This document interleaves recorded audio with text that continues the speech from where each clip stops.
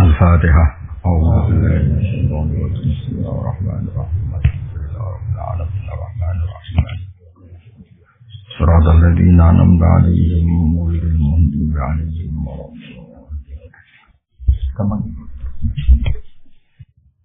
Ya niki ngaji alhamdulillah ceritanya itu pas Muharram kula nelpon Pak Arsoyo untuk minta sama Pak Rektor ngaji muqaddimah ilmu tafsir.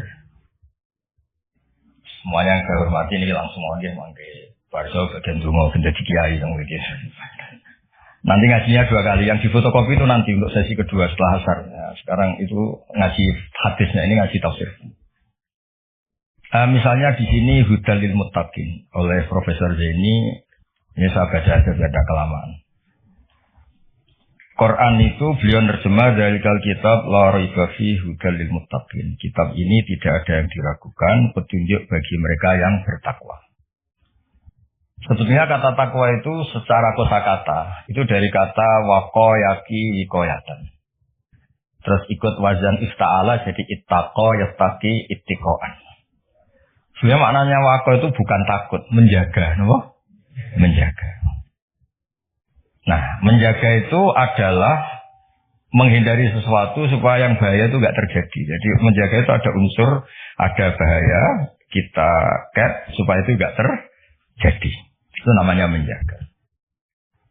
Sebab itu bukti kalau makna saya benar, tidak salah. Ada kata ittaquwaha, tapi ada ittaqun nar. Kan nggak mungkin. Sama-sama jadi objek dari ittaquwaha, kok ada ittaqun nar, ya ada ittaqun nisa. Wajar tertawa kalau juga bisa. Ini dosen-dosen debutan itu masih punya selera. Bahasa halusnya nafsu itu selera. Kalau Pak Arjoyo sudah off. Pak Rektor bina-bina. Nah ini dengerin betul ya. Jadi kata ada aturan iqlal itu proses analisis lafaz. Terus jadi ittaqo. Terus Kiai Jawa supaya gampang dimaknani wedya sira ing Allah. Lho Allah itu zat yang menyenangkan, Tuhan yang menyenangkan kok malah ditakuti. Itu kan sebenarnya janggal. Tapi alhamdulillah barokahnya ini DPPA ya. Enggak pati mikir ya enggak pernah janggal. Penting ada uang operasional jalan. Yang jalan jangan hanya uang operasional. Dakwahnya juga jalan. Kalau Universitas Islam itu yang jalan jangan insya Allahnya Islamnya. Ya kita saat ini karena nanti ngaji itu lama sampai maghrib nanti. Nanti sedasar terus ngaji hadis, ini ngaji tafsir. Bukti kalau teori saya benar ini tak bacakan sekian kitab. Urusan takwa tadi, takwa itu maknanya apa? Menjaga. Jadi takwa itu Allah itu jaga. Eksistensinya jaga. Eksistensi Allah dia jaga itu Pak Rohidin misalnya dimulai kita berkampanye, ngomong terus menerus bahwa Allah itu wajibul wujud awal atau qadim itu Allah. Disebut kalau dalam ngaji pesantren qadim apa? Qadim. Kita harus yakin Allah itu satu, Allah itu Al-Ahadus Somad satu. Itu kita jaga. Jaga eksistensinya, jaga terkenalnya. Terkenal ini penting. Sebab itu ini cerita Pak Arsoyo, saya pernah debat kecil sama Profesor Zaini, termasuk sama Profesor Kures. Tapi debat-debat saling melengkapi. Qul itu kan terjemahnya katakan. Itu di fikih Pak Arsoyo ada sedikit masalah karena iman itu sekedar bil lisan, dengan lisan itu tidak cukup, harus tasdik bil qalbi. Iman kan harus membenarkan sampai hati. Tapi kalau orang membenarkan di hati tapi lisannya nggak ngomong, kan kita nggak tahu dia mukmin apa tidak. Jadi kalau diterjemah katakan itu tidak mewakili tasdik bil qalbi, keyakinan hati.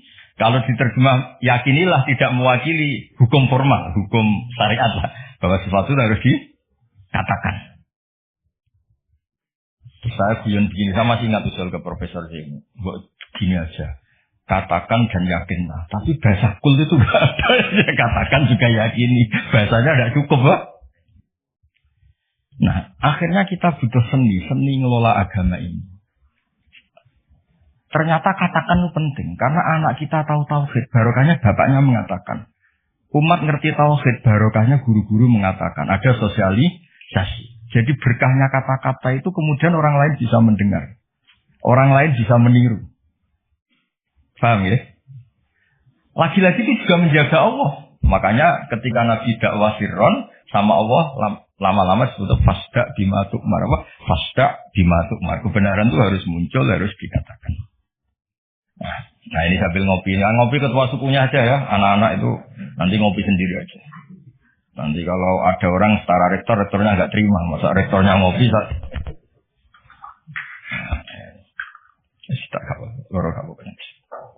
saya teruskan. Makanya ada kata ittaqun nisa.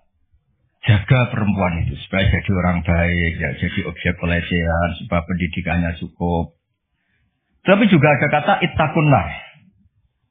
Ittaqun nar itu jaga diri kamu supaya nggak masuk neraka. Juga ada kata ittaqul fitan. Kamu hindari fitnah-fitnah itu, prahara-prahara. Sebab itu ini cerita bahasa kitab yang saya bawa di sini itu kitab kuno, kitab dulu. Itu di sini dijelaskan, ya saya baca ya, nanti otorisasinya ini kayak notulen ini, nanti Pak Fajar sama Pak Sadali LC ini dulu kuliah sana jauh. Semoga ngaji betul, tidak hanya lihat mumi. Gak usah diterangkan, kamu tuh kok hasut tuh, biasa aja.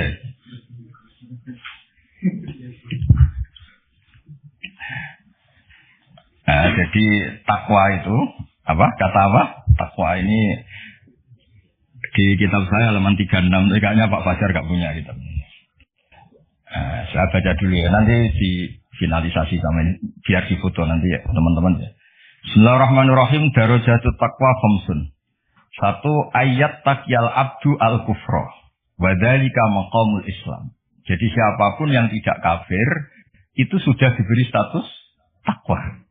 Karena dia menjaga dirinya tidak kafir.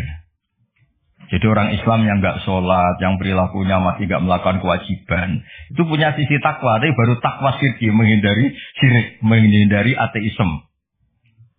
Ya. Wadzalika maqamul Islam. Jadi sekedar bersyahadat, belum sholat, belum macam-macam itu juga takwa. Tapi baru takwa dari maqam Islam. Ya. Baru takwa dari kemusyrikan. Ini saya persaksikan dulu biar difoto Pak. Yang foto kok dulu. Ahli IT itu. Ini sampai saya mulai kecil, tahu-tahu jadi dosen UI. Gak ngerti-ngerti yang ngelola Islam. Waduh. Terus ketemu dari cerita Pak Hussein ini. Gimana? Kenapa? Ini. Ya nanti kalau ingin referensinya minta tolong Pak Fajar ya, gratis ya. Kalau minta uang haram. Sudah ketemu? Tadi sudah kejadian saya sama Pak Rektor sama Pak Arso supaya otoritatif. Referensinya apa? Di foto. Nanti teman-teman bisa tanya. Nah, tanya terang lebihan terus Bu Barno. Terang. Dan kesannya Islam kamu lebih baik. Terus wa ayat takyal ma'asiyah wal hurumati wa huwa maqamut taubah.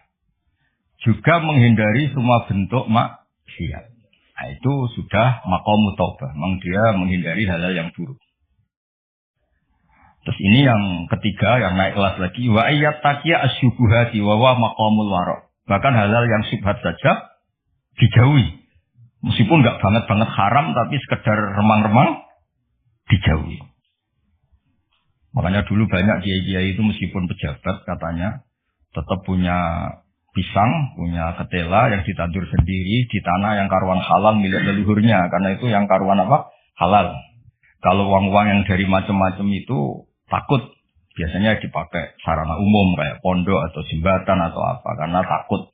Itu syubhat apa? Misalnya gini Pak Arso, saya ini kan kiai di Salamit. Pak Arso misalnya mau nyalon Bupati Sleman Mokhalin misalnya. Itu kan nyalami template saat 10 juta sebenarnya order kalau jadi bupati yang anggap wah Gus Pak doanya mustajab. Kalau ndak diopo. Artinya uang ini sebenarnya uang kontrak. Kalau langsung saya makan ini saya tahu legowonya itu kalau nyata-nyata jadi. Kalau nggak jadi kan terus menyaksikan. Nah itu kalau orang waro'i yang kayak gitu jangan makan. Disedekahkan saja sama fakir miskin, karena itu riskan. Itu kan kayak DP. Karena nanti kalau jadi bupati betul, nambahin biasanya karena itu dianggap. Paham ya? Kayak kamu misalnya mahasiswa, terus dibiayai calon mertua, itu kan bayangan kamu jadi rektor. Ternyata yang pengurus DPPAI itu nggak mau. Itu subhat itu, karena nggak sesuai ekspektasi. Halal-halal pas-pasan lah kira-kira gitu.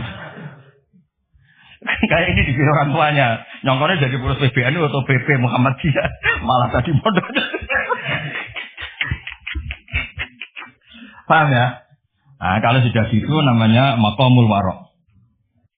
Terus ada lagi Pak saya makom yang keempat. Wa ayat taqiyal mubahati wa huwa maqamu zuhdi. Sesuatu yang boleh pun kalau itu riskan dihindari. Itu zuhud. Tapi contohnya dengan Pak Fajar Warsoyo mungkin, kalau Pak Fajar nggak mungkin. Misalnya malam-malam lapar, kalau Pak Warsoyo wah marung. Kalau bakulnya cantik nanti lupa istri gimana? Padahal marung itu halal. Tapi ada titik riskan. Makanannya halal. Kalau Pak Fajar ya mangan ngomaro iku wae. Itu mubah pun dihindari karena takut ada masalah. Itu juga takwa. Nah ini yang mungkin ini kelas saya, sama nggak percaya nggak apa-apa. Yang terakhir itu wa ayat taqiya hudura ghairillah ala qalbi. Wa huwa maqamul musyahadah.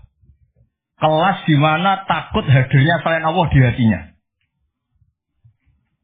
Jadi misalnya saya punya uang dikasih Pak Arsoyo, kalau dikasih Pak Fatul Wahid atau dikasih mahasiswa. Nggak kepikiran kalau ini dari makhluk. Karena takut memberi ruang makhluk. Tetap semua rezeki itu dari Allah. Yang menggerakkan hati kamu ngamal ya Allah. Harta yang dipakai juga milik Allah. Wah itu sudah makom paling tinggi. Dia nggak nerima kehadiran selain Allah. Kalau di Quran itu ada ayat itu Pak Arsoyo. Kulillah wa kulillah sumazarhum fi khawdihim yal'abun. Kabeh itu mau ngelakoni. Kabeh itu Allah. Jadi Pak Fatul Wahid suatu saat kalau makomnya sudah kayak saya jadi rektor bukan karena saya profesor, bukan karir saya. Kabeh itu Allah. Kalau sekarang belum mau masih jumawa. Tapi suatu saat saya pasti mau ya. Pasti mau. Saya dulu pas rektor juga masih belum begini. Pak Sudanda ini sudah mau ke kelas nomor 5 ini apa? Menolak kehadiran selain ini milih yang mana ini anak-anak ini mahasiswa apa? Wah berarti berarti pas-pasan ini belum makom. Pokoknya tidak kafir dulu ya. Iya pasti ini pokoknya tidak kafir dulu tadi. Muslim. Tingkat satu ya. Sudah nomor 1 atau tingkat 1? Tingkat 1. Bahasa kerennya nomor 1. Ya, jadi saya pastikan makna saya itu benar, bukan karena saya sombong atau merasa apa-apa, karena ini referensinya jelas. Ini kan makanya saya tadi matur ke Pak Rektor, saya ngasih yang sangat otoritatif. Ya, satu menghargai UII sebagai kampus besar, apalagi pakai label apa? Islam. Jangan sampai Islamnya itu insya Allah ya, jadi Islam beneran, apa? Islam beneran. Jadi sehingga di bab ini Pak Arsoyo sampai Nabi ngendikan, tapi bukan berarti menghalalkan, soal ini hanya ngendikan. Mangkola la ilaha illallah dakhalal jannah wa in zana wa in saroko. Itu bukan mengesahkan perilaku buruk, itu bukan. Ada wilayah yang tidak terganggu itu karena wilayah iman, makomnya Islam. Saya kalau nyontohkan itu tidak pidana. Tidak pidana gini Barca, ada nyuwun sewu warga Indonesia korupsi atau nyopet atau maling. Masih warga Indonesia enggak? Warga Indonesia, bahkan ketika di penjara pun dia tetap orang. Tapi kalau dia mengurus paspor, ganti identitas, ganti warga, KTP-nya diganti paspor, jadi benar-benar enggak warga Indonesia. Sama, orang kok merubah status Allah, tidak mengimani. Allah sudah ada. Nah, itu berarti merubah status kehambaan dia, merubah status hambaan dia. Nah, itu baru kafir, karena dia merubah status kehambaan. Tapi kalau baru salah, nyuwun sewu orang Islam, nyuwun sewu ada yang korupsi, ada yang nakal, ya dia tetap Islam, tapi yang jenis ini. Jenis ini. Kalau dalam guyonan bapak saya itu orang Islam loro ono sing umat Islam, ono Islam sing kumat. Nah, yang nomor 2 itu apa? Islam yang kumat, tapi tetap Islam. Tapi yang jenis apa? Kumat. Kumat itu pilih tak itu. agak masalah dengan dirinya. Ya clear ya. Nah, supaya Anda nanti kalau baca kata itu di hadis. Ada lagi bukti teori ini benar. Di surat Ahzab kalau nggak salah itu ada ayat gini. Ada yang hafal Quran enggak ini dari sekian? Hafal separuh-separuh lah. Coba ngaco yang lamat-lamat lah. Coba ngaco aja lumayan nanti biar cari. Ya. Enggak akan saya tes sudah. Siapa Pak Sadili ini? Loh saya dulu itu lama saya itu seangkatan Pak Arsoyo loh, khidmah UI itu. Ya di Quran kan ada ayat apa? Summa awrasnal kitab alladzina astafaina min ibadina. Pertama yang disebut apa? Faminhum zalimul linafsi. Allah itu kitab ini Quran tak wariskan sama orang-orang yang saya pilih. Pertama yang disebut Allah sebagian mereka tapi ya zalim. Ya. Karena tadi ada zalim yang tidak ganggu iman. Ya tadi misalnya nyuwun sewu, ada copet, ada maling, ada orang-orang yang berbuat buruk. Dalam keyakinan mazhab Ahlussunnah wal Jamaah dia tetap mukmin karena tidak merubah status, sama tidak merubah. Kayak tadi orang copet, orang maling, tetap Indonesia enggak? Tetap karena masih ngakui warga negara apa? Tapi kalau dia tidak merubah KTP-nya, paspornya dan benci Indonesia, namanya sudah enggak warga. Nah, kira-kira kafir itu lagi itu. Dia merubah status dia hamba, jumawa, angkuh, nggak ngaku eksistensi Allah. Itu disebut mulhid atau mungkir. Itu sudah. Meskipun dia nggak pernah melakukan dosa-dosa besar, tetap saja nggak muslim kan? Ya, jadi clear ya. Jadi maknanya takwa sebenarnya maknanya apa? Menjaga. Maksudnya makanya nanti maknanya proporsional. Misalnya ada kata ittaqun nisa, jaga perempuan supaya tidak jadi objek orang-orang nakal, supaya tidak berpikiran nakal, tidak berperilaku nakal. Ittaqun nar juga sama, jaga supaya kamu tidak kena api.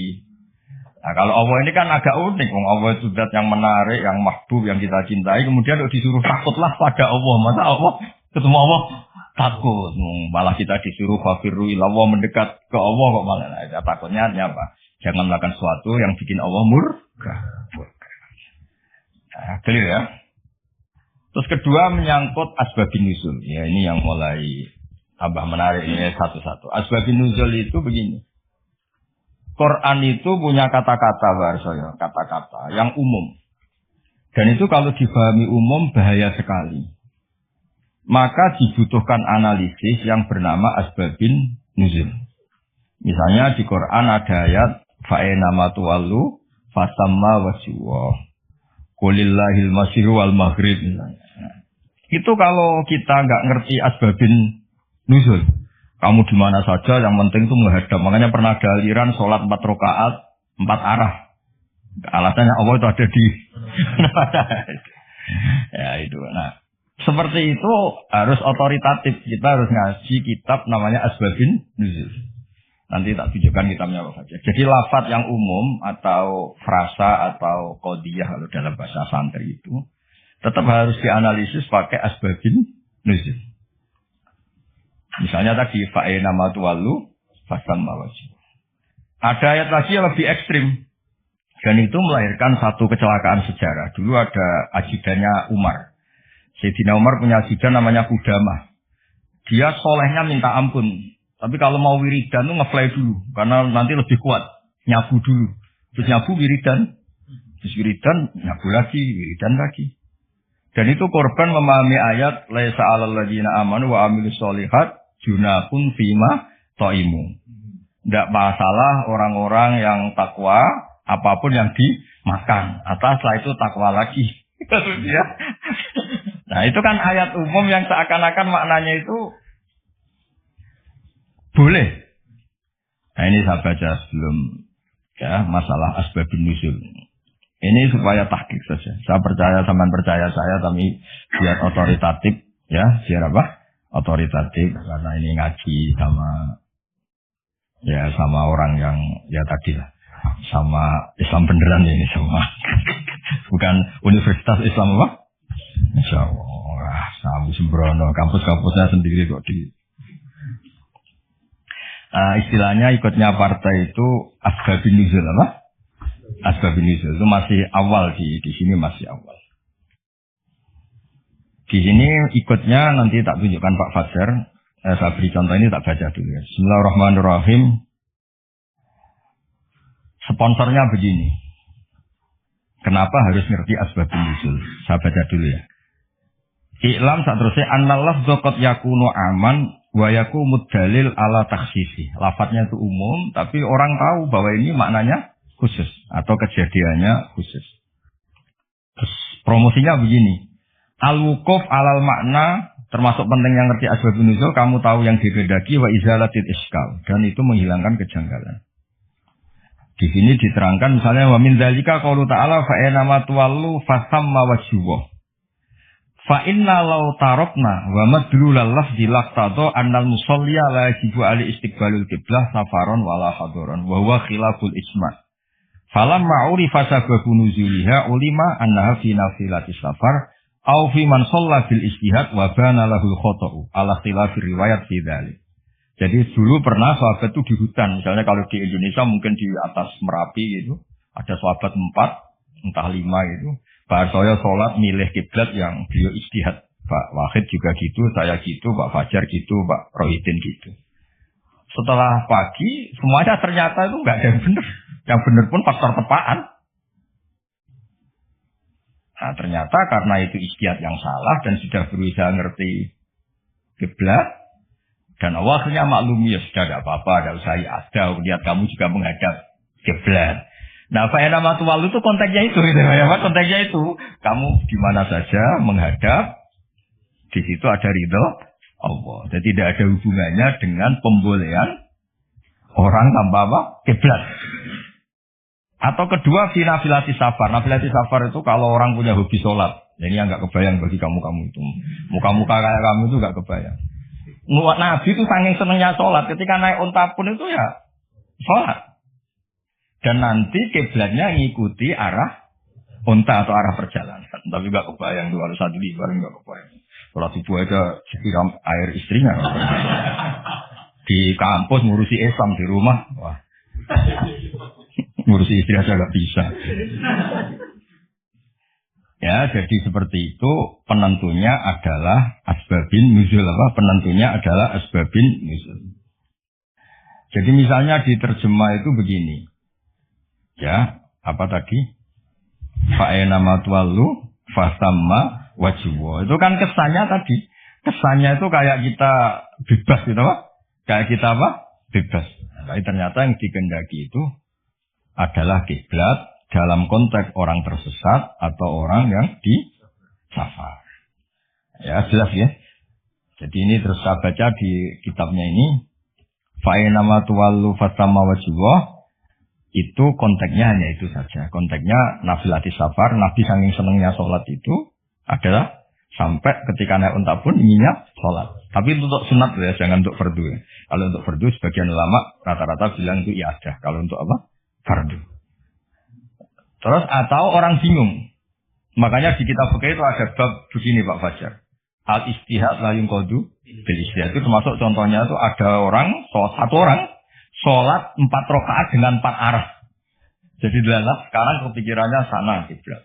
Rakaat kedua rubah sana sampai dijajal semua. Karena dia berusaha menemukan kiblat, Allah ngapresiasi. Sholatnya itu dianggap sah. Karena dia sudah berusaha mencari kiblat. Nah, ayat-ayat seperti itu konteksnya adalah masalah asbabin nuzul. Bukan punya makna umum yang terus orang bebas tanpa apa? Kiblat. Ya, yang bukan berarti orang terus bebas tanpa apa? Kiblat. Ya, clear ya? Biar sampean ngerti. Nah, begitu juga seterusnya ada ayat Baharsoya inna sofal marwata min sya'airillah. Itu kan terusannya itu agak ekstrim. Kamu yakin nggak? Sa'i di sofa marwah itu wajib apa sunat? Wajib kan? Bahkan rukun. Tapi redaksinya Quran itu, saya mencari di terjemahan ini Fajar. Di ayat Baqarah 158. Biar orisinil. Baqarahnya 158. Sofa dan marwah itu termasuk syiarnya Allah. Terus Allah ngendikan itu agak ringan. Maka kalau kamu kaji, kalau sa'i ya nggak apa-apa. Kalimatnya pala junah itu nggak apa-apa. Kesannya kan bisa ya, bisa tidak. Sudah ketemu. Nah, kegiatan. Gimana? Sesungguhnya Safa dan Marwah adalah termasuk sebagian syiar Allah. Maka barang siapa yang berhaji atau umroh, tidak ada salah baginya untuk bersa'i di antara keduanya. Tidak bersalah kan? Padahal hukumnya sa'i itu sekedar tidak bersalah apa harus? Ya. Terus yang Pak Nama tua lu terjebak dan 115 itu motor terjemah. Aku motor suhu motor terjemah. 115. 115. Yang Pak Nama tua lu apa mau? Kamu ya nggak apa-apa, sadari juga nggak nganggur ya. Walillahil masyriqu wal maghrib fa aina ma tawallu fasamma wajhullah. Sadili itu nama mursyid kok terkenal, macam apa Sadili. Tapi nggak ini. Ya kan kalau kamu Sadili terkenal. Jadinya sini itu nggak tahu. Artinya milik Allah timur dan barat. Kemana saja kamu menghadap wajah, disitulah Allah ada. Sungguh Allah maha luas dan maha mengetahui. Udah, semuanya bawa aja nanti tak pintu. Ayatnya tenang aja, tidak usah nyari kamu saja. Tak kon beli ayatnya nanti sesuk, urip meneh mati sesuk marine ora ketemu. Jelas ya, kalau menurut terjemah itu kan riskan, bahwa orang bisa berpaham sholat itu kemana saja kan. Nah kalau para junah itu kasusnya gini. Memang awalnya kasus, makanya saya ada bilang asbabil wurud, tapi memang asbabil kasus. Dulu di antara rahasia kenapa sih Nabi itu 16 bulan, kila 17 bulan. Pokoknya terpaut satu, kalau enggak 16, 17. Di semua riwayat ahli hadis. Saya ulang lagi, di semua riwayat. Nabi itu disuruh Allah itu menghadap ke Baitul Maqdis. Baitul Muqaddas yang di Palestina ini. Karena itu kiblat Ibrahim. Di situ ada Sofroh yang dulu dipakai Mi'raj. Itu sirinya, rahasianya. Kalau tadi Pak Rektor bilang asror tadi. Rahasianya adalah di seputar Ka'bah itu ada 360 arca berhala. Sehingga Nabi kalau menghadap Ka'bah, mau tidak mau otomatis juga menghadap berhala. Nah, di Safa dan Marwah kan dekat Ka'bah. Itu ada arca atau berhala namanya Isaf dan Na'ilah. Ya, namanya apa? Isaf dan Na'ilah. Berhalanya adalah Isaf dan Na'ilah, bukan Saladin dan Fajar, ingat ya. Isaf dan Na'ilah. Ya ini relate saja biar. Nah, ketika Islam datang dan tidak membolehkan yang berbau gituan, itu terus mereka, ya Rasulullah kita ini mau tidak mau harus sa'i karena kita ini umrah atau haji, tapi harus melewati Isaf dan Na'ilah. Itu gimana? Apa dibatalkan saja kewajibannya? Ya, pertanyaannya itu apa dibatalkan saja? Karena harus melewati dua berhala tadi. Terus Allah menurunkan ayat, ya sudahlah ngitung yang hak saja. Yang hak adalah bahwa Safa dan Marwah faktanya adalah termasuk syiarnya Allah. Jadi ngitung itu hak. Maka kalau di situ terpaksa ada Isaf dan Na'ilah, nggak apa-apa. Maksudnya nggak apa-apa itu nggak menggugurkan kewajiban saya. Nggak apa-apa itu maksudnya diabaikan, apa? Ya. Diabaikan. Yang diabaikan berhalanya. Ya ibarat ini cerita, mungkin Mas Jawa nggak pernah dengar karena ngaji sama Kiai NU baru tenanan sekarang. Kiai pesantren maksudnya, bukan Kiai NU, Kiai pesantren. Dulu itu ada Kiai khusyuk. Dulu kan masih banyak orang khusyuk. Kalau sekarang kayaknya susah. Itu nggak mau haji karena ngerti kalau di pesawat itu mesti ketemu pramugari cantik. Sudah cantik ya gitulah, menarik. Takut betul kalau orang khusyuk ini kan, kalau kamu nggak kebayang takut kan.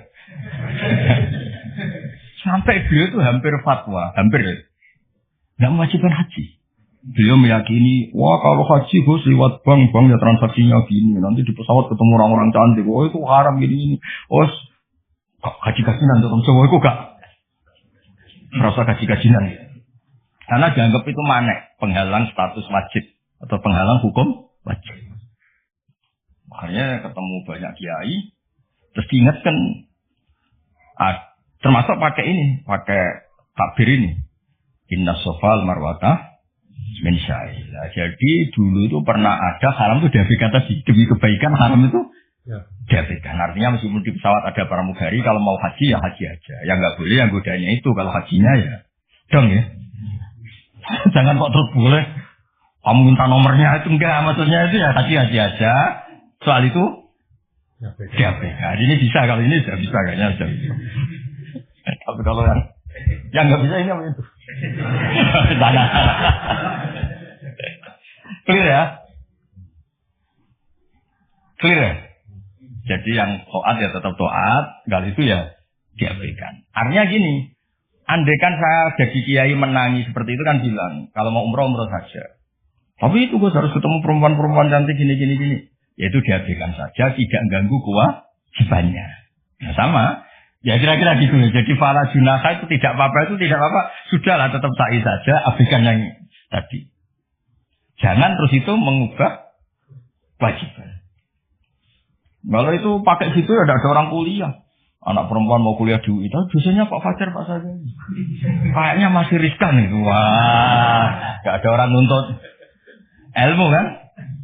Terus Pak Sadari juga gak mau ngajar di mahasiswi. Karena gak mau ngajar. Wah, riskan.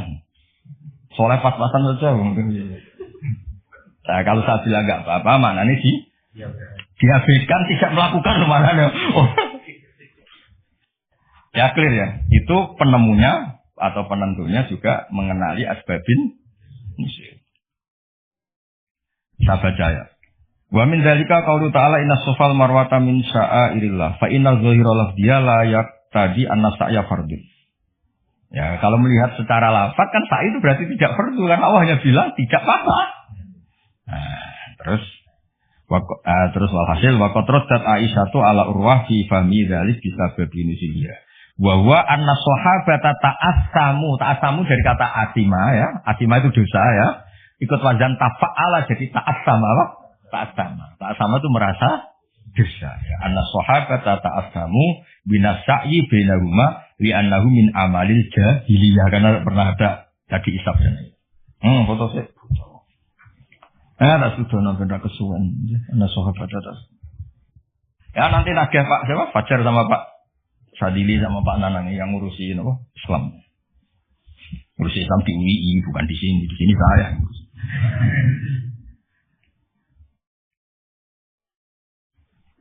Udah. Ya clear ya. Jadi terus sekarang masalah nasa mansul. Ini kan clear tentang mukadimah apa? Ilmu apa? Tafsir. Nasa mansuh itu kelihatan datar, tapi itu urgen sekali.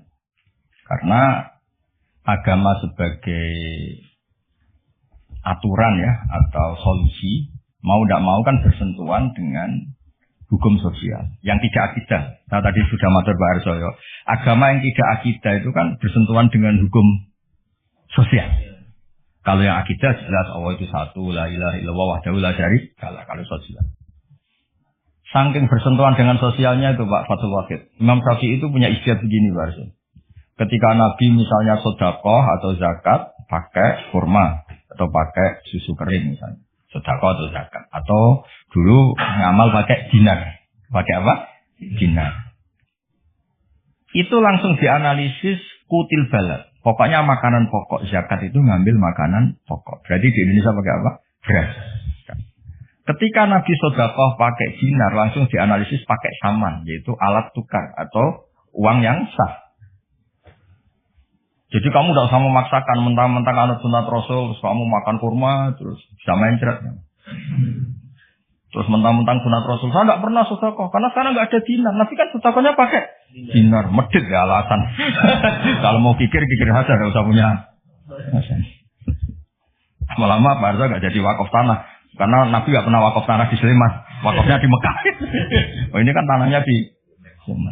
Lama-lama ada orang nggak sholat, tapi sholatnya kan di Mekah, kita kan di Indonesia. Bisa rusak semua kalau ya pakai mersiskan sunnah Rasul. Itu ada analisis. Nah, itu juga yang menjadikan kenapa harus ada ulama usul fikih. Orang yang bisa menganalisis, apa bisa? Misalnya begini, saya beri contoh di bab haji. Nabi itu domisili di Medina, karena di Medina itu melewati Dzul Khulaifah, sekarang disebut Bir Ali. Maka mikotnya Nabi ya dari Bir Ali. Tapi kalau orang Yaman ya dari Yalamlam. Atau orang Indonesia rata-rata terbang lewat Yalamlam. Mungkin orang tertentu di kawasan Girona ya Girona. Ada yang dari Tanim, ada yang dari Jufa. Jangan mentang-mentang kamu orang Indonesia ikut sunnah Rasul terus memaksakan dari Indonesia di atas Yalamlam mohon niat apa? Ikhram. Enggak, saya nanti aja dari beralih. Nabi kan dari lama-lama enggak ada orang berani tempat di Sleman. Nabi kan hidupnya di Medina kok. Sleman. Hadisnya mana? Ini panjang. Analisis itu penting supaya orang itu proporsional. Apa orang itu? Itu juga bagian dari ulumul Quran. Ulumul Quran. Sehingga kalau kamu nuruti persis, misalnya begini, saya pernah ditanya. Ini saya, Pak Arsoyo, Pak Fatul Wahid, kalau naik Innova atau naik mobil, kan mesti dungo, kowe soleh lah, jadi tak alani mesti kowe soleh, nah kowe lali numpak terus untuk gratis mangkat kabeh. Kalau yang soleh-soleh gini itu kan kalau naik dia, subhanalladzi sakhkhara lana hadza wa ma kunna lahu muqrinin wa inna ila rabbina lamunqalibun. Itu jelas di Quran tuh wal khaila wal bighala wal hamir, wal khaila wal bighala wal hamir. Jelas yang dicontohkan di situ ya kendaraan itu ya unta, himar, kuda. Dan karena yang dikendarai itu hewan, dulu Allah bayangkan juga litas tahu ala zuhuri, kamu naik di punggung hewan itu, sumatas turu ni'mata rabbikum idas tawaitum alaihi wa taqulu subhanalladzi sakhkhara lana hadza. Terus kamu sekarang naik pesawat, naik Innova, ini kan tidak kuda, ini kan tidak unta. Jadi nggak usah doa itu, karena doa itu untuk apa? Naik kuda atau ya kacau semua kalau gitu. Makanya dibutuhkan ilmu namanya usul fikih. Begitu kira-kira analisis. Yang dilakukan Nabi itu jenis ubudiyah mahdhah sehingga nggak bisa dinego, atau jenis produk sosial. Atau jenis kalau produk sosial ya tadi sudah musyawarah sama Pak Arisa tadi ya kontekstual atau apa kondisional namanya produk apa? Nanti lama-lama gini pakai mic jangan, Nabi dulu nggak pernah pakai. Bid'ah itu panjang nanti ceritanya. Ya, jadi seperti itu. Sekarang kembali ke nasab mansukh. Kenapa saya terangkan ini dulu? Karena begini. Ada ayat yang berlawanan 180 derajat sekalipun. Kalau masih bisa dianalisis karena produk sosial, itu kategorinya tidak nasab mansukh. Kecuali sudah nggak bisa dianalisis pakai analisis tadi. Misalnya begini Pak Arsoyo. Ada ayat itu qatiluhum. Kalau ketemu musuh itu beranikan kamu berani perang. Duel. Tapi ada ayat fa'fu anhum wasfah, abaikan saja, maafkan saja.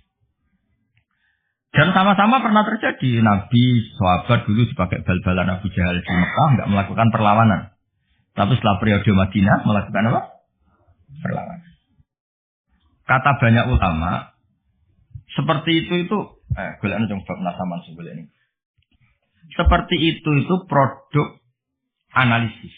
Ketika Nabi lemah dan jumlahnya baru 6, baru 10. Kan nggak mungkin ada perintah boleh perang atau harus perang. Karena ini nggak realistis.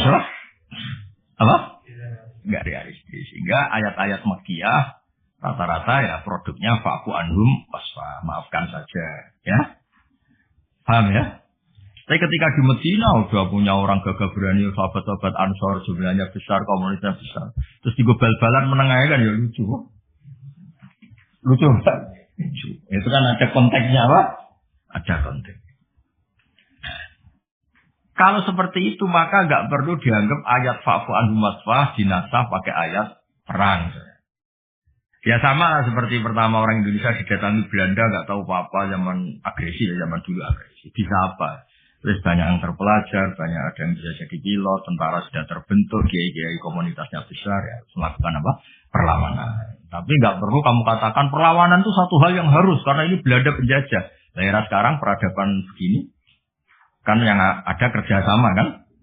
Tapi dulu karena mereka datangnya musuhi, ya kan itu kan urusan kondisi ya kondisional nggak bisa disamaratakan ya.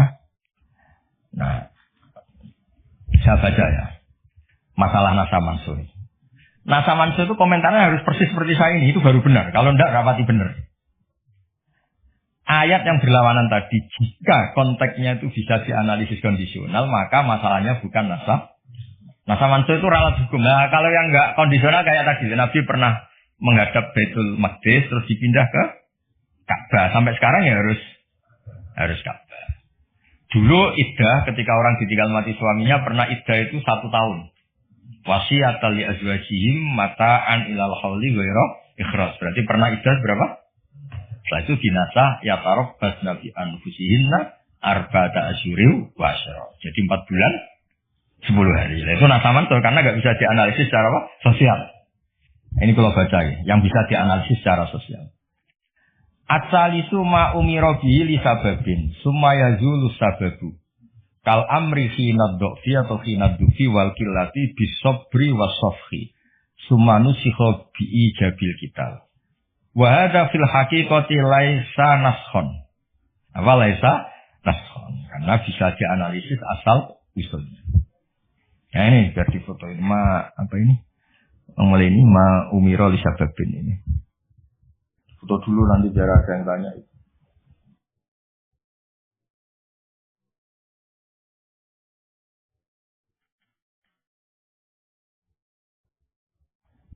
Sudah.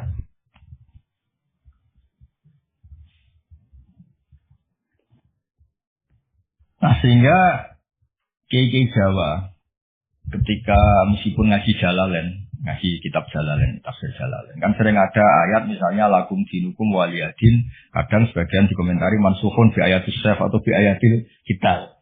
Itu Kiai Jawa tidak ada yang ikut meskipun mereka baca kitab karena ngerti konteks Jawa. Ya, misalnya kita dulu ketika Jepang datang ke sini itu memang jajah, ya kita bilang ada resolusi jihad, ada resolusi jihad. Dulu Mbah Hashim, Mbah Ahmad Dahlan juga sepakat melawan penjajahan, melawan. Jadi ketika di kesini studi banding atau kesini tukar ilmu ya nggak ada masalah kan. Bahkan di Quran sudah diumumkan wa in ahad jumlal musyrikin asajaruka ya fa'ajirhu hatta yasma'a kalam Allah. Ya kalau ya kan di konteksnya beda. Ya konteksnya itu beda. Kemarin saya jagungan itu sama Pak Ali Shihab, adiknya Pak Quraisy, kan dulu pernah menteri luar negeri. Kata beliau, sekarang Gus ngomong rekonsiliasi cek susahnya, alasannya ngenang masa dulu. Nah, masa dulu ya ada yang sekarang nggak mungkin. Dulu pernah kan ada istilah zaman dulu pernah sedikit konflik dengan Malaysia, Pak Karno bilang gayamu. Ya masa sekarang kan istilah enggak ya. Tapi kan konteksnya beda. Dulu Mbak Hashim, Mbak Madalan bilang resolusi jihad. Ya sekarang kan enggak. Malah anak-anak ini nunggu ada beasiswa ke sana. Enggak belajar malah adalah ayat Amsterdam. Allah bal-balan. Apapun itu kan yang seperti itu kategorinya itu ma'uzila li sababin, ma'uzila li sababin. Jadi hilangnya bukan karena hukum nasa mansuh, tapi karena sebab yang berbeda. Saya tadi jagoan Warsoyo dulu tuh orang kiai-kiai termasuk buya-buya itu ngaramkan orang pakai pantolan ya, pakai celana, pakai apa itu dasi, karena itu londo itu. Mantas sahabat komen bahwa minum ya pernah kan ada era gitu. Nah sekarang rektor Universitas Indonesia pakai celana, pakai dasi, londo itu kalau dulu. Sekarang enggak. Sekarang kalau pakai sarung mana jaga, wow, masalah itu. Kecil saya masih ingat. Orang pakai sarung itu gak dianggap sunat. Karena dulu katanya, cerita dulu. Wong sing nganggo sarung kalau piok kalah terus kemulan turun yang rondan. Dari dulu pernah. Loh iya tak cerita kuno dulu tuh orang kalah main. Loh ini saksinya banyak ini kan. Dulu sarung pernah ya, nasibnya gitu pernah ya. Sekarang saja sarung jadi simbol pakaian apa? Santri. Dulu gak. Ya, masih ingat ya cerita itu. Upiok semula main kalah kemulan tidur siapa? Ya terus jangan bilang, oh ini sarung simbol orang kalah apa? Main kalah judi. Jangan. Sekarang konteksnya beda. Nah itu nggak perlu kamu analisis pakai nasa. Maksudnya kalau suatu saat Anda baca ayat yang konteks maknanya kok beda sama sekali, nggak langsung boleh dianalisis itu nasa mansuh. Ya aja konteksnya beda. Ya kira-kira gitu aja. Jadi di sini redaksinya ma'umira bihi li sababin summa yazulus sabab. Saya contohkan tapi Pak Fajar tidak usah tersinggung. Misalnya kenapa sih Nabi itu banyak yang poligami? Orang di nikah Nabi itu bangga. Mertuanya ya bangga, iparnya ya bangga. Umatnya ya bangga. Saya tidak tahu yang kamu nikah itu bangga apa enggak poligami. Sehingga dulu namanya Juwairiyah itu dulu ketangkep ketika perang. Oh itu orang Bani Mustalik itu bencinya tak boleh sama Nabi. Kelompoknya Nabi juga benci sama Bani Mustalik. Setelah Juwairiyah itu dinekah Nabi, semua tawanan sahabat yang di Bani Mustalik dilepas. Azharu Rasulullah, ini keluarga besan. Yang sahabat juga ngelepas Bani Mustalik karena keluarga dunia ini jauh sekarang itu keluarga besar. Nah, maksud saya cerita saja, tidak usah cerita. Cerita aja cerita, maksudnya cerita. Kalau kamu poligami itu kira-kira istri kamu, mertua kamu, ipar kamu bangga apa? Maksud saya bukan masalah boleh tidaknya. Kalau bolehnya boleh, lelaki itu boleh nikah berapa? 4. Loh, bukan berarti. Gak maksudnya kalau kamu merasa sunat-sunat banget itu perlu dipertanyakan di bolehnya boleh. Tapi kalau merasa apa? Sunat-sunat banget itu konteksnya itu dong ya. Udah usah diterusin itu banyak agak siap. Ininya yang di belakang tuh kalau boleh boleh aja, boleh gak usah catatan ya gitu. Ya kita pokoknya ini ngaji rileks ya. Sekarang ini masih ada waktu 30 menit. Sekarang tentang mukjizat. Karena ini yang paling panjang itu tentang apa? Mukjizatnya. Saya sengaja saya letakkan di akhir. Saya baca takbir orisinilnya dari hadis Rasulullah SAW di Shahihul Bukhari. Saya ulang lagi di kitab Shahihul Bukhari. Nah, di kitab Shahihul Bukhari nomor hadisnya itu 4.981. Kamu sudah hafal berapa?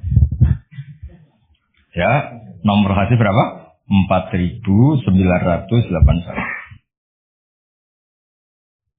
Di antara kebanggaan Rasulullah SAW itu beliau ngendikan tidak ada nabi kecuali dikasih ayat atau mukjizat yang spektakuler.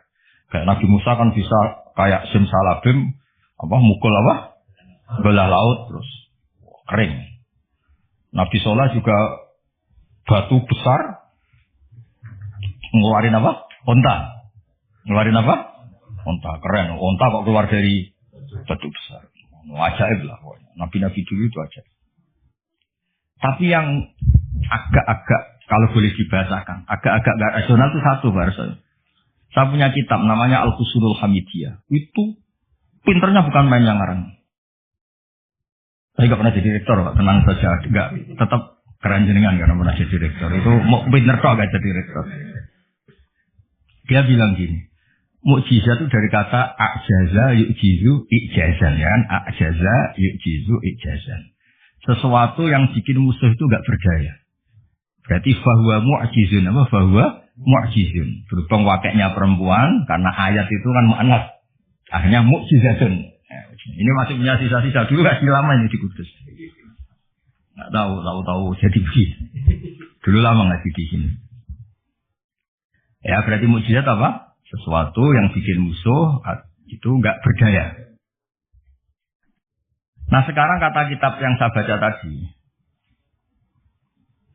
ketika tidak mampu, ya Fir'aun dan kawan-kawan mampu enggak punya tongkat untuk membelah laut? Enggak mampu kan? Umatnya Nabi Soleh mampu enggak ngeluarin unta dari batu besar? Enggak mampu. Nah kalau sekedar enggak mampu, siapapun enggak mampu bikin burung. Juga enggak bisa bikin lautan.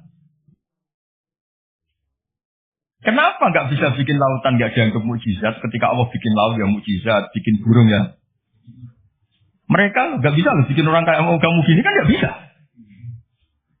Nah, umatnya Nabi Barso itu dilatih. Yang namanya mukjizat tuh ayat apa saja. Terciptanya langit dan bumi, gunung, semua harus sampai gunung Jogja. Apa itu? Merapi. Semuanya itu mukjizat karena itu ayat Allah yang orang nggak akan bisa bikin. Sebab itu mukjizat Rasulullah itu dianggap paling rasional karena tidak usah nunggu yang daftar-daftar yang. Jadi cara Nabi Muhammad kalau ketemu Nabi Musa gejolokannya kira-kira gini. Musa mukjizat yang ngenteni ono ngono barang. Memangnya orang bisa bikin ayam, bikin pitik, bisa bikin nyamuk.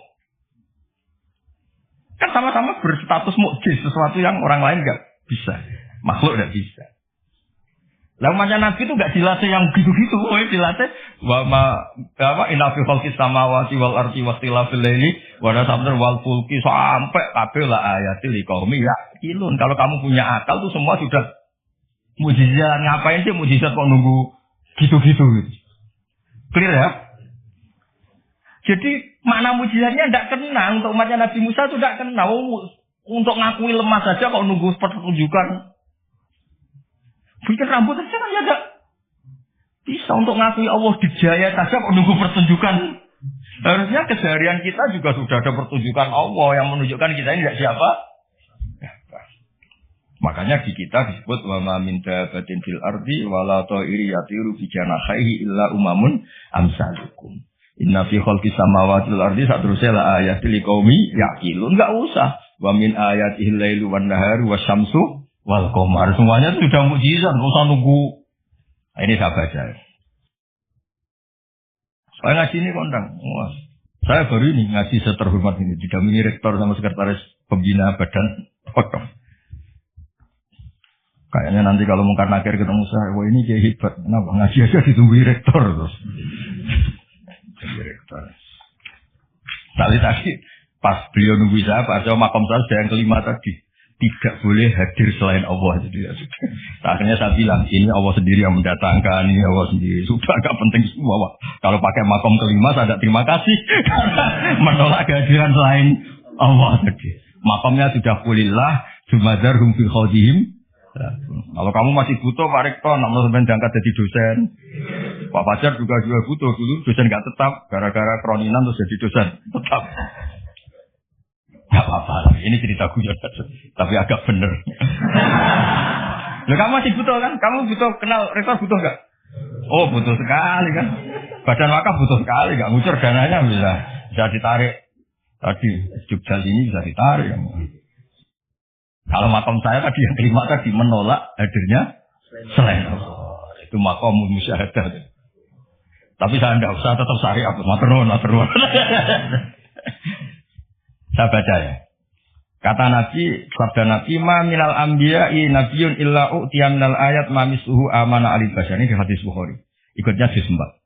Wa inna ma kana alladhi utitu wahyan awhahu wa ilayya fa arju an akuna aktsarahum tabi'an yaumil qiyamah. Semua nabi itu punya mukjizat yang dahsyat. Tapi itu tidak ada apa-apanya dengan mukjizat saya. Mukjizat saya itu Quran dan saya berharap dari mukjizat yang rasional ini kemudian pengikut saya yang terbesar. Nah itu komentator sarahnya ini Fathul Bari sekarang oleh Ibnu Hajar al-Asqalani. Pengarangnya itu kelahiran Gaza. Gaza itu kelahiran Gaza. Ya jadi Bukhari itu kitab Sahih Bukhari itu pengarang sarah paling terkenal itu Fathul Bari. Pernah dengar toh? Dengar toh ya? Ya, itu tak bacakan. Komentarnya bagus di sini. Saking bagusnya nanti di foto. Komentarnya begini. Kenapa begitu ya? Kira-kira gitu. Pertanyaannya kenapa begitu? Ini rasional sekali cara analisisnya.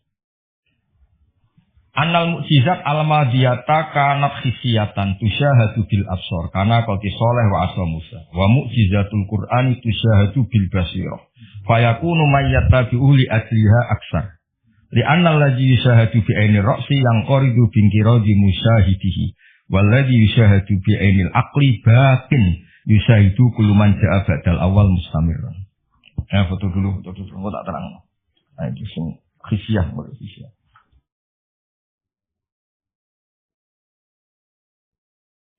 Yang mulai ini annal mukjizat al-madiyah karena khisiyatan. Ya nanti ke dasar terus yang ngopi-ngopi dulu kira-kira sudah setengah jam saja itu ngasih apa hadis sesuai namanya tafaqquh tafsir apa? Ketuanya kamu apa Mas? Kamu ketua ya Mas? Apa? Divisi apa? Ini mau kamu Islamkan? Sudah Islam. Rono tadi. Itu kalau Imam Sadili masih sugeng, namanya dicatat gak terima. Imam Sadili itu ganteng, kaya, alim. Itu Imam Sadili. Terus jadi toreko apa? Sadili. Yang ganteng, alim, kaya. Bodak dosen ini gak kaya raya. Gak punya atasan. Ini atasannya banyak. Sama Pak Nanang aja kalah. Nanang kalah sama Pak Waspas. Oleh itu kalah sama badan wakaf. Ribet dunia. Yang benar saya itu langsung kulillah. Dah mentah Pak saya. Khatam itu. Begini logikanya. Misalnya gini. Nabi Musa itu Nabi top punya mukjizat tongkat. Tongkatnya satu lagi. Misalnya dipakai Pak Fathul Wahid tidak bisa tak pakai saya. Dipakai ini tidak bisa dipakai itu. Karena hanya satu. Itu pun nggak ada jaminan kalau yang pakai kamu itu mandi. Tongkatnya bisa balik loh. Dulu yang pakai Nabi ini kamu apa ini? Ya kan? Tapi kalau mukjizat Quran, logika yang dibangun itu terus menerus. Misalnya begini, saya nyontohkan pekerjaan dan saya ini dengerin betul. Allah itu ketika ngeritik sesuatu yang tidak nyata disebut batil. Batil itu beda dengan maksiat. Maksiat itu perilaku sosial yang salah. Tapi kalau batil itu sesuatu yang nggak nyata, apa? Misalnya gini, orang nyembah makhluk, nyembah Namrud atau Fir'aun. Mentuhankan Fir'aun itu sesuatu yang nggak nyata. Yang benar Fir'aun itu manusia bisa mati dan nyatanya mati. Berhala Lata Uzza itu patung. Patung itu Tuhan apa batu? Batu. Quran bilang gini. Qul ja'al haqqu wa ma yubdi'ul batilu wa ma yu'id. Hak itu nyata dan batil itu tidak pernah memulai dirinya. Yubdi'u itu memulai dari kata bada'a. Bada'a ya beda'u ikut wazan af'ala jadi abda'a yubdi'u. Kebatilan itu tidak bisa memulai dirinya sendiri.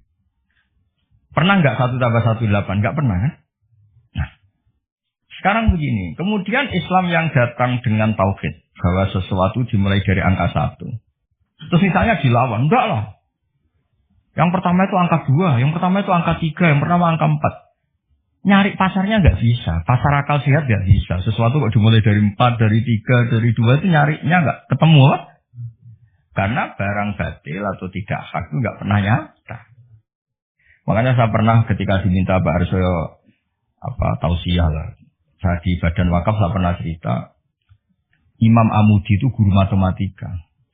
Ketika beliau meninggal, murid-muridnya janggal. Ini guru saya masuk surga enggak karena guru matematika. Kayak kamu jaga sih Pak Rektor ini masuk surga enggak karena penggawean itu jasinan celananan. Tapi ternyata semua itu demi apa? Islam. Ternyata Imam Amudi pas di alam roh itu, kamu nggak harus percaya cerita ini saja, kamu nggak percaya. Nggak penting maknanya, nggak penting ceritanya, nggak penting. Tapi sama Allah sama siapa takdirnya? Ya Amudi istadillah fi wahdaniyati bi hadrati mal. Istadillah ala wahdaniyati bi hadrati malaikat. Karena malaikat itu udah komplain. Ternyata malaikat yang komplain kita itu banyak. Malaikat ini ada di beberapa hadis. Ya Allah, apa ada orang yang imannya itu ngalahkan kita? Jawabnya Allah, ada manusia. Allah udah bilang ustaz, manusia. Manusia mukmin ya, kamu termasuk. Kok bisa ya? Malaikat selalu tanya, kok bisa? Kalau kita iman kan langsung melihat surga, neraka, aras. Jadi kalau kata iman kita pasti lebih valid karena menyaksikan langsung. Nah, manusia kan enggak. Di dunia kan macam-macam. Ada dangdutan atau macam-macam. Tapi ternyata imannya enggak tergoyahkan. Ternyata apa? Logika yang dibangun Imam itu, coba kamu terangkan kenapa manusia yang di dunia seiman itu kalau saya ini satu. Jawab Imam gampang. Beliau nulis. Angka setelah 2, 3 sampai 1 miliar 1 triliun. Nisbatu dzalika ilal wahid nisbatul far'i ilal asli. Angka itu 2, 1 miliar 1 triliun. Dibandingkan angka 1 semuanya tetap cabang. Yang pokok itu keyakinan itu kan gak terbantahkan oleh Anda. Dan gak bisa digoyang kan. Mbok kon urip melarat, bolet tetap nak tauhid itu harga mati. Ya enggak. Akhirnya malaikat manduk-manduk. Cara Jawa mandik imannya manusia gak tergoyahkan. Karena logikanya pakem. Bahwa angka 2, 3 ila mala nihayatallah sampai tidak terbatas. Nisbatu dzalika ilal wahid nisbatul far'i ilal asli. Kemudian setelah itu Imam Amudi gambar Pak Arso. Gambar sekenanya saja bisa gambar gedung, gambar rumah, gambar mobil. Gambar apapun juga dimulai dari min nuqtah wahidah, dari satu titik. Gambar itu baik, besar, elek, apik, tetap dimulai dari satu titik. Nah, makanya Quran dimulai dari bismillah, sebagai isyarat semuanya dimulai dari nuqtatil wujud, yaitu Allah Subhanahu wa ta'ala. Nah, mukjizat ini yang dimiliki umat Rasulullah sallallahu alaihi wasallam. Misalnya kita bela Nabi itu poligami atau orang-orang soleh poligami. Belanya gampang karena pakai rasional. Merumat orang satu apa? Merumat perempuan satu hukumnya apa? Baik kan? Merumat yang baik loh maksudnya, bukan merumat tak. Ngurmat perempuan satu yang baik hukumnya apa? Baik. Kalau dua, lebih baik. Logika, udah usah dipraktekkan. Ini kan cerita orang baik, bukan cerita kamu, bukan. Orang baik, ngurmat perempuan satu baik. Jadi apa? Baik. Ngurmat dua? Nah, sekarang tinggal waliannya. Kamu satu saja, kamu terlantarkan. Melantarkan orang satu, dosa. Orang dua, lebih dosa. Ini kan, jadi meskipun Anda tidak berani poligami, membela bahwa kenapa sih nabi-nabi dulu poligami, gampang, logik. Ya gitu. Tapi tidak harus kamu praktekkan. Kamu kan kamu nggak orang baik, gitu maksud saya. Tapi untuk membela secara rasional itu gampang. Ya, orang baik ngerawat orang satu, baik ngerawat orang dua. Dah ya. Sekarang yang kamu merantarkan orang satu, dosa. Dua, lebih dosa. Jelas ya? Jadi, nah, makanya agama ini dibela sama Allah dengan status likaumi yaqilun, likaumi yatafakkarun. Enggak usah pertunjukan kayak mujizat tadi nih ya. Agama ini enggak perlu pertunjukan Nabi Muhammad harus ngomong. Nah, kalau gitu kasihan kiai-kiai yang sekarang. Misalnya, saya percaya kalau kamu ketua DPI asal bisa terbang ke Mekah. Ya repot kan. Saya percaya kamu rektor Universitas Islam asal bisa Gunung Semeru kamu pindah, Merapi kamu taklukkan. Wah ya repot kalau ukurannya gitu-gitu terus ya. Cukup ukurannya pakai hukum sosial. Hukum sosial itu alladzina yunfiquna fis sarra wa darra. Ketika kita longgar ya mudah sedekah, ketika susah pun mudah sedekah. Rumus yang kedua apa? Termasuk wal kaziminal ghaidha. Coba sistem sosial itu yang menyelamatkan itu satu, wal kaziminal ghaidha. Kalau emosi itu dikendalikan. Coba andaikan Pak waktu Wahid ketika jadi dosen, kalau emosi nabrak mabuk mahasiswa, kalau emosi nendang mahasiswa, enggak akan jadi rektor, di penjara. Berarti yang menyelamatkan karirnya apa? Wal kaziminal ghaidha. Sebagian hadis tentang apa? La tasdaq farad damiran faqala. Nah, Barca juga sama, ini kan beliau dulu ketika sekedar dosen dan nampari mahasiswa, enggak akan pernah jadi rektor, jadi penjara. Saya jadi kiai meskipun kata orang banyak salim terus mabuk ikon, langsung gagal jadi kiai. Artinya apa? Rumus sosial Quran dimulai yang penting kumpul sosial itu dermawan, yunfikuna fis sarra wa darra. Terus hukum sosial lagi wal kaziminal ghaidha. Kalau kecewa itu mudah memaafkan, bisa nyimpen wal afina. Coba semua tidak perceraian ya barokahnya wal afin mudah memaafkan. Kalau semua orang mungkin yang nggak penting-penting masalah semua kan satu Indonesia. Nah, aslinya gini, Islam tuh ngatur peradaban tuh logis saja. Saya kalau contohkan gini, kamu di Jakarta, merantau di Jakarta atau di Thailand atau di mana saja, dan Anda melakukan sama teman kamu yang kamu cari zaman berteman itu. Kenangan kamu sebagai yunfikun, orang yang memberi al-yadul ulya khairun al-yadis sufla. Mampir ku pede. Misalnya kowe di konco jenis Parmen di Jakarta atau di Thailand. Ketika kamu kenal di Kudus, kamu sering ngamal, kalau kecewa ya tidak main tampar. Kamu mampir pede ndak? Pede. Coba kalau kebalikannya, ketika Parmen di sini kamu tamparin, setelah itu kamu kikir, mau mampir itu enggak ada pede. Ternyata aturan pede juga diatur. Ketika Quran memulai cerita orang baik apa? Alladzina yunfikun. Yunfikun itu yang melakukan infak. Hubungannya dengan orang lain itu kalau bisa memberi. Kalau enggak bisa, paling tidak ganggu. Makanya Nabi ngendikan izzat fi ma indannas suhibbakan nas. Kalau kamu enggak tukang ganggu harta orang lain pasti disenangi manusia. Kamu didulani teman yang enggak akan pinjam motor kamu, mobil kamu kan tenang. Tapi kalau orang yang pelanggan minjem, waduh. Jadi intinya, andaikan peradaban itu dibangun begini kan enak. Contoh terakhir lagi mukjizatul Quran. Ada ayat walaupun tafadzon ghalidhal qalbi lan faddu min khawlik. Dimulai ayat fa bima rahmatin minallah lintalak. Muhammad gara-gara kamu sayang sama umat, kamu bersikap lemah lembut. Dan andaikan kamu itu bersikap kasar, maka orang akan bubar. Lan faddu itu mesti bubar. Lanya li tauhid lan faddu mesti bubar. Nah, kata Ibnu Khaldun dalam muqaddimahnya ngedikan gini. Hadad din, agama ini datang dengan rasionalitas peradaban. Bukan mentang-mentang dengan mukjizat. Hadza Rasulullah man uyyida bil kauni kulli. Ini Rasulullah, orang yang punya kekuatan alam raya. Bisa melibatkan Jibril, Israel, Mikail. Bisa melibatkan semua malaikat untuk menolong agamanya. Tapi Allah cerita, agama ini diterima karena Nabi itu bersifat ra'uf, sayang, rahim, lemah.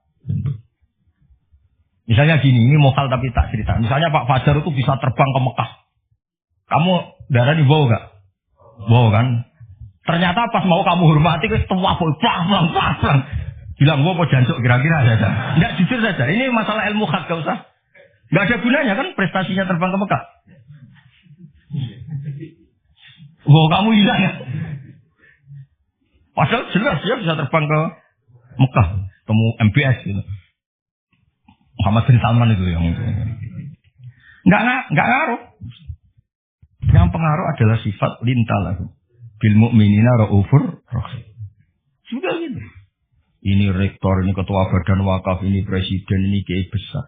Yang ngaruh adalah sikap kasih sayang. Ketika itu dilanggar, lanfaddu. Kamu hormat sama rektor, sama saya, misalnya kiai besar. Tapi misalnya pas kiai hormat, aku ikut bal-balan satu itu. Tuntas lah. Clear ya? Maksudnya gini Pak Joyo, ya mukjizat itu yang Nyon Sewu ditawarkan Rasulullah, yang diwasiatkan, yang disuruh pakai pegangan ini loh Quran. Pegang sebagai peradaban, sebagai akidah, sebagai perilaku. Ya makanya mukjizat Quran mustamirah karena peradaban ini nggak terkalahkan. Mustamirah. Tapi kalau peradaban kok tongkat gitu lah kan terus repot. Dipakai apa? Dibilang nggak mukjizat ini milik Nabi Musa, pas kita pakai ternyata gak manji karena pemakainya kita. Ya kalau mukjizat Quran kan jelas.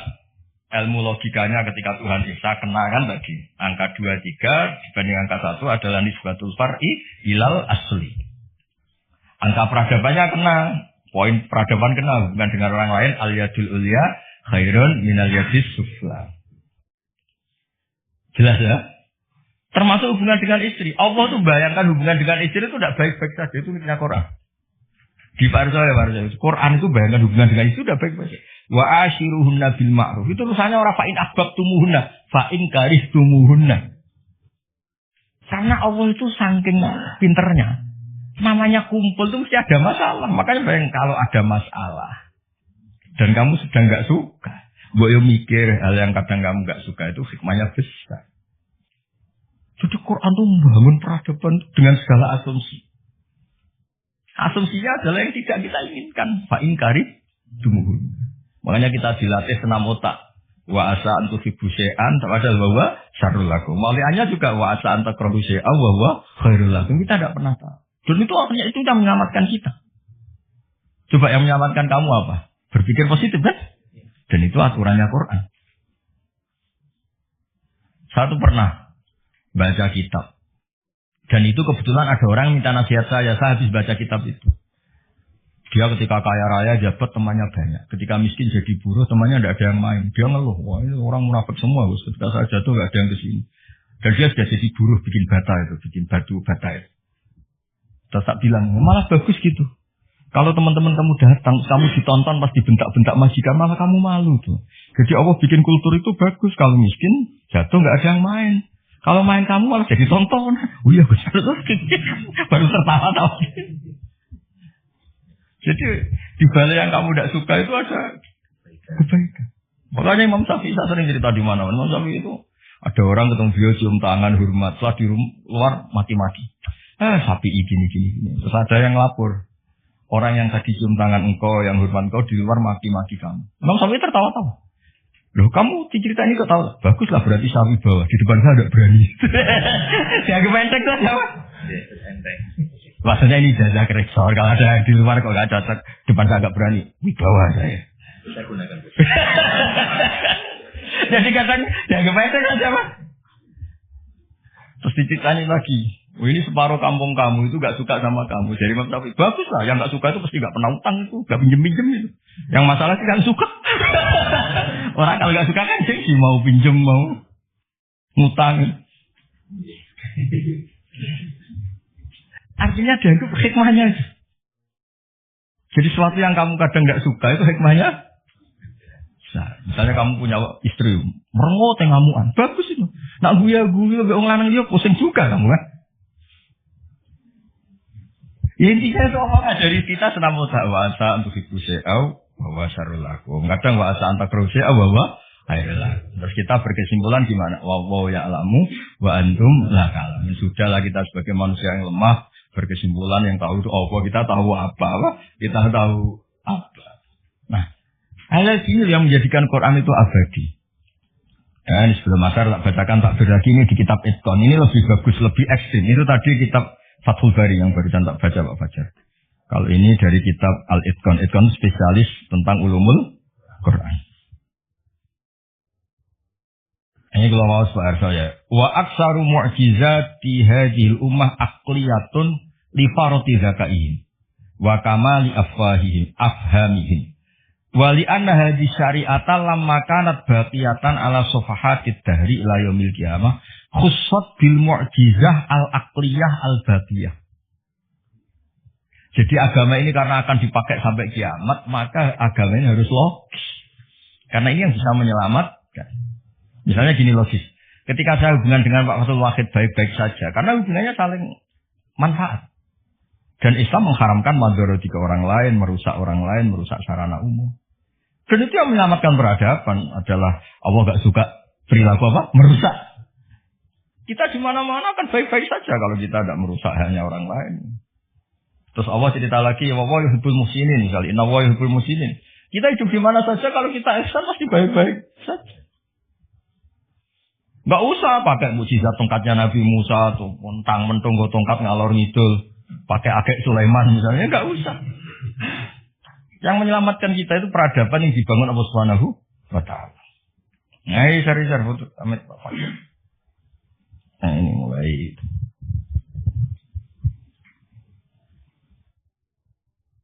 Itu kita tekan itu.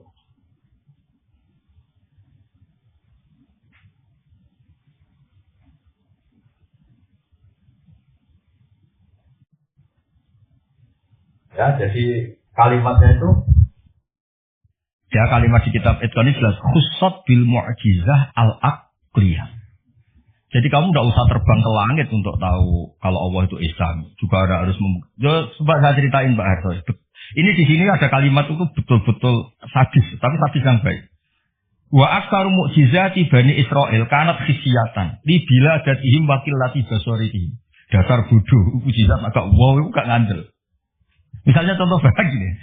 Andai kan Anda jadi Nabi Musa, Anda akan ya jadi rektor aja agak susah apalagi jadi Nabi Musa. Nabi Musa itu pernah debat Pak Harto sama Fir'aun. Pertama debat itu lucu. Nabi Musa kan disuruh Allah datang ke Fir'aun. Dia cerita, Fir'aun kamu harus nyembah Allah. Allah itu Rabbul Alamin. Kata Fir'aun, Tuhan kamu itu siapa kalau gitu? Ya Rabbul Alamin, Rabbus Samawati wal Ardi yang nuhani langit dan bumi. Dari Fir'aun ya. Terus manggil Haman. Haman itu ajudannya. Jangan dibacakan arsiteknya nanti tersinggung ini yang arsitek. Ya Haman itu kan arsitektur. Iya kan? Enggak usah. Jangan terus arsitektur berarti coba tahu jangan. Ya, ini arsitektur yang Islami. Kata Fir'aun. Ini contoh bahwa akal dengan dasar itu menang akal. Akal dengan dasar itu menang akal. Kata Fir'aun gini. Saya jalan-jalan kemana-mana setahu saya yang dituhankan saya. Karena dia pakai contoh fisik. Fisiknya itu fisik yang bisa diindra. Ma'alim tulakum min ilahin huiri. Saya jalan kemana-mana ternyata yang jadi Tuhan itu saya. Nah terus akhirnya Nabi Musa bilang Tuhan itu yang menguasai langit. Fir'aun malah kurang ajar lagi bar saya. Haman sini. Ibnili sorhan. Ya Haman ibnili sorhan la ali abluhul asbab. Asbab samawati fa'atal ya ila ilahi Musa. Haman saya bikinan piramida yang tinggi. Saya mau ngintip Tuhannya Musa.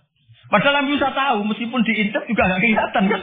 Jadi Nabi Musa, saya saja gak pernah lihat, apalagi kamu. Nah itu kan masalah kalau betul sudah bikin piramida. Gak tahu ini pas kuliah belajar apa lihat piramida, gak tahu. Nah, kan masalah. Gara-gara orang Bani Israel memaksakan semuanya itu hisyah. Ukurannya tanda itu apa? Hisyah, fisik gitu. Jadi hisyah. Ternyata apa Pak Arso? Yang bisa mengalahkan Fir'aun itu logika yang dibangun Nabi Musa. Makanya di alam roh itu Nabi Musa itu ditanya sama Allah. Musa, keinginan kamu yang belum kesampaian apa? Menjadi umatnya Rasulullah Muhammad. Kenapa? Karena itu rasional, Pak.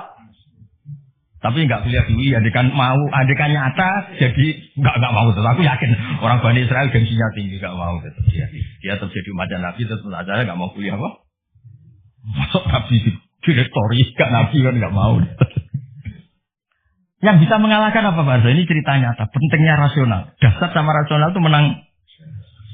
Kan pertama debat. Tuhan kamu itu siapa? Rabbus samawati wal ardi wa ma bainahuma in kuntum muqinin. Fir'aun masih belum kalah. Debatnya depan umum, ada jutaan-jutanya ada. Jangan bilang ada pembantu rektor, jangan ada jutaan-jutanya ada.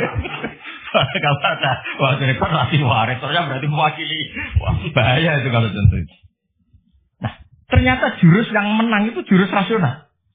Nabi Musa bilang gini, Rabbukum wa rabbu abaikumul awwalin. Yang nuhani nenek moyang kamu. Oh, langsung kepikiran. Orang di sekelilingnya langsung yaktumu imanah. Langsung menyembunyikan. Yang menuhani nenek moyang kamu. Wih, nak Fir'aun Tuhan, mbah-mbahnya pengirani sopo ya. Ini kan ada tanggal lahirnya. Tuhannya itu ada surat kelahirannya, ada tanggal. Iya. Akhirnya ini gimana yang babanya tidak bertuhan kan? Itu menjadikan waqala rajulun mu'minun min ahli fir'auna yaktumu imana. Karena rasional itu bisa menjadikan orang sekeliling Fir'aun terus iman. Jangan Fir'aun itu geblek tenan macam. Wong karuan dia lahir di bapak di mbak terus babayu pangerane. Leluhurnya Tuhannya siapa kalau Tuhannya dimulai dari dia? Akhirnya banyak yang diam-diam itu iman. Berarti apa? Jurus menjelaskan yang dahsyat mulai mengibatkan piramida ternyata kalah dengan jurus rasional. Nah, makanya apa mukjizatnya Haji Mah khussat bil mu'jizah al-aqliyah al-baqiyah. Nah, moga Pak Farid foto gak lewat Pak Fajar lewat kula niki luwih keren iki. Nah, niki kata-kata yang ini aja yang langsung apa? Khussat bil mu'jizah. Ini ya, kata-kata khussat bil mu'jizah al-aqliyah al-baqiyah.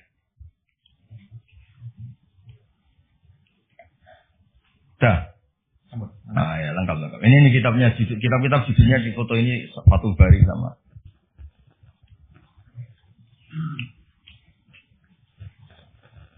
Ya nanti jeda sekitar mungkin 1 jam, ya 45 menit lah. Aman ngopi-ngopi kalau ada makanan dimakan, kalau nggak ada. Saya jagungannya kan sudah kasepuan, ini termasuk Dewan ini ya sama Pak Rektor, saya kamu ya sama anak-anak muda. Lah Pak Fajari beda huma. Beda huma itu kalau di Quran la ilaha illa wa la ilaha illa. Tahu itu jenis apa itu?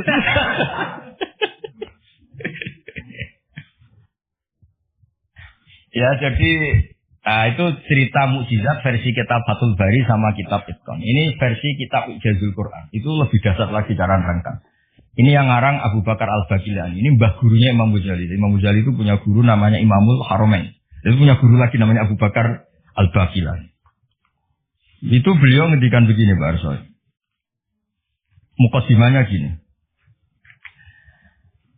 Innama yujibul ihtimama attama fi ma'rifati i'jazil Qur'an anna nubuwatan nabiyina alaihi salam buniyat ala hadhil mu'jizah. Jadi kenabian Nabi Muhammad itu adalah dibangun atas mukjizat Quran.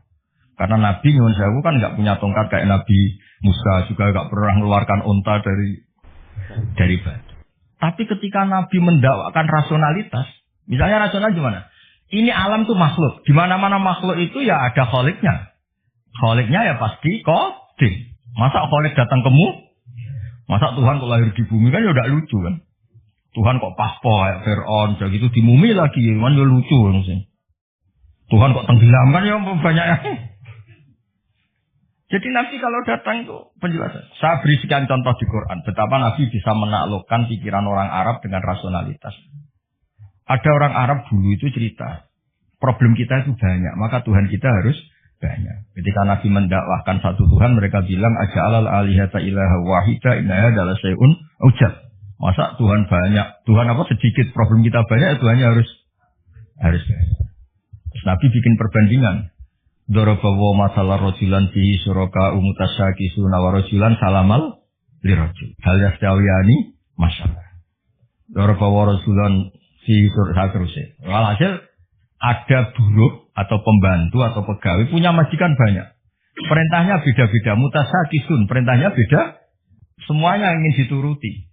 Sama satu orang yang hanya punya satu majikan. Enak mana? Terus orang-orang Arab bilang, ya enak punya satu majikan, punya majikan banyak, repot. Ya Tuhan kamu itu majikan kamu. Kalau semuanya jadi Tuhan, perintahnya beda-beda, seleranya ya beda. Bisa yang repot juga kamu. Paham? Contoh lagi rasionalitasnya Quran. Quran itu Islam lah. Itu kan selalu bilang la ilaha illallah wahdahu la syarikalah. Tuhan itu tidak punya rival, tidak punya sekutu, tidak ada yang setara.